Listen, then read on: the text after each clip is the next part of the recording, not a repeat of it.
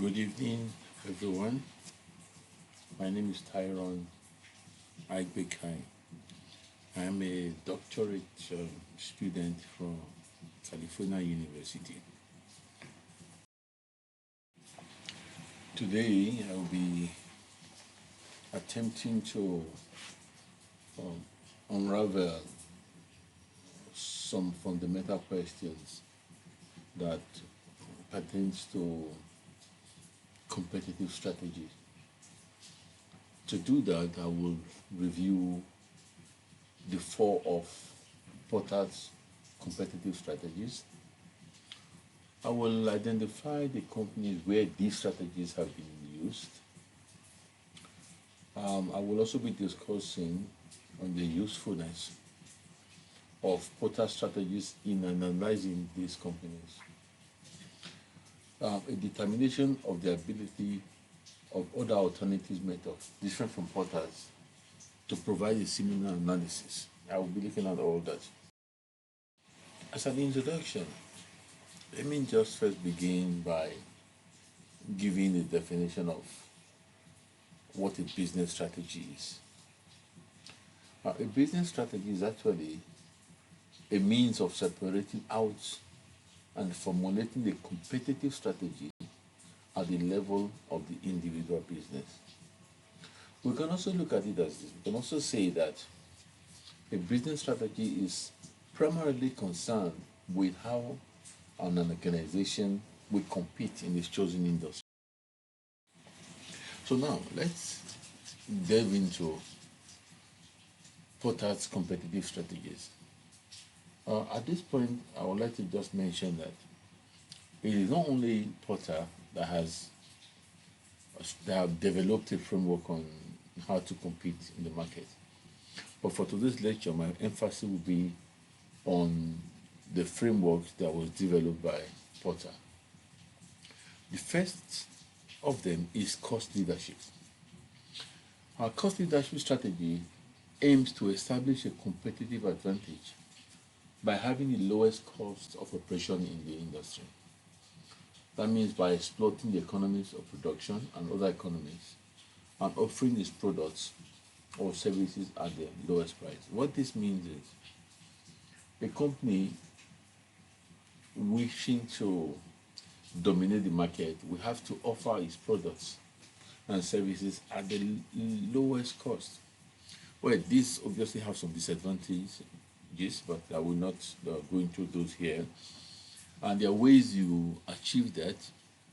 One of them is to exploit the scale of production or other economies of scale to ensure that you can still remain competitive, still enjoying a healthy margin, even when your prices are at the lowest cost or better than your competition. The order of Porter's strategy is what we call differentiation. This strategy is employed when the organization seeks to distinguish itself, meaning when the organization chooses to create a difference from its competitors through various means. One of them will be through the quality of its products and services. And this strategy advocates that the business must offer products or services that are valuable and unique to buyers above and beyond a low price, meaning that if the pricing is not the issue here, it's an ability to distinguish your product to the extent that pricing becomes irrelevant. So the third strategy, which again is also third and fourth, I want to call it, will be a niche strategy. In this strategy, a company targets a specific market segment. You identify a specific buyer group. It emphasizes concentrating on this niche identification of the market or the buyer group, and then tailoring the product or services to those segments that best excludes others. This strategy could, after the identification of the niche group, the niche market, and tailoring your services or products to their specific needs. It could mean when the pricing is tailored to their specific needs, then we could have something like what we call a differentiation focused strategy or a cost focused strategy. Now, but let me just mention the companies that have utilized these four different strategies developed by Porter. One of them is Dell Incorporated. It's an international company, multinational that is based in the US. It competes on the personal computer industry, the PC industry. Dell primarily follows a cost leadership strategy combined with elements of differentiation. This cost leadership is achieved by eliminating intermediaries, by selling directly to customers, thereby reducing the cost and maintaining competing pricing. Another company that we all know very well that follows one of Porter's strategy will be Apple. Apple Incorporated. It's also an American company and consumer company focusing on creating the iPads, the iPhones, the Macintosh computers. It is one of the largest companies in the world with a market cap of over $3 trillion. It also competes in the PCs, the phones, the tablet, watches, televisions, visions, and the Apple Intelligence. Then the other company that I would like to talk about will be, this is not in the personal computer industry, but it's in the cosmetics industry. It's a British company headquartered in England. It sells creams, soaps, shampoos, and shower gels, lotions, moisturizers, scrubs, masks, and other cosmetics for the face and hair. This company uses a niche market strategy by targeting the eco-conscious consumers who prefer natural, cruelty-free, and ethical beauty products. It differentiates its products through this handmade, organic, sustainable ingredients and eco-friendly packaging. The last company I'd like to mention that utilizes one of Porter's competitive strategy is Coca-Cola. Coca-Cola is a universal brand. Though it's an American company that competes in soft drinks and non-alcoholic beverages, its competitive strategy is based on brand combination of all of Porter's framework, which is the brand differentiation, cost leadership, and market penetration. Now, the question then I need to ask is Porter's strategy useful when we analyze Dell, Apple, Lush, and Coca-Cola? Well, let's look at the particular issue of Dell. The competitive strategy framework developed by Porter is a valuable tool for examining Dell's cost leadership strategy, because Dell maintains a cost leadership strategy which aims to offer lower prices than rivals. Dell's approach includes a direct customer sales, bypassing retailers and distributors, thereby reducing the cost. Dell has a strong supplier relationships and just-in-time manufacturing, which reduces waste and cost. Dell uses high volume production. Now then we are talking about economies of scale here. The next one that I'd like to mention will be Apple. Apple is a prime example of a company that has successfully implemented differentiation, which is a part of Porter's generic strategies framework as its competitive strategy. Apple differentiates its products through its unique design, premium quality, and intuitive user experience. Customers perceive Apple's products as premium, so therefore they are willing to pay high price for it. Over the years, it has built a strong brand identity, making consumers willing to pay a premium for its products. Each product launches and advertising campaigns reinforce its differentiation strategy. Now, let's look at the Lush Cosmetics. This company, like I said, is a British company based in Hull, competing in the cosmetics industry.